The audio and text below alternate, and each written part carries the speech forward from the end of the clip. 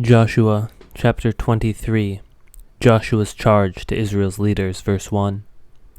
A long time afterward, when the Lord had given rest to Israel from all their surrounding enemies, and Joshua was old and well advanced in years, Joshua summoned all Israel, its elders and heads, its judges and officers, and said to them, I am now old and well advanced in years, and you have seen all that the Lord your God has done to all these nations for your sake. For it is the Lord your God who has fought for you.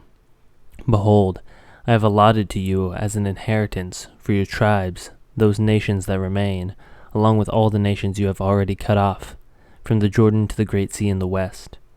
The Lord your God will push them back before you and drive them out from your sight.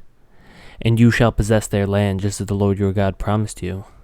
Therefore be strong and keep, and to do all that is written in the book of the law of Moses, turning aside from it neither to the right hand nor to the left, that you may not mix with these nations remaining among you, or make mention of the names of their gods, or swear by them, or serve them, or bow down to them. But you shall cling to the Lord your God, just as you have done to this day. For the Lord has driven out before you great and strong nations, and as for you, no man has been able to stand before you to this day. One man of you puts to flight 1,000, since it is the Lord your God who fights for you, just as he promised you. Be very careful, therefore, to love the Lord your God.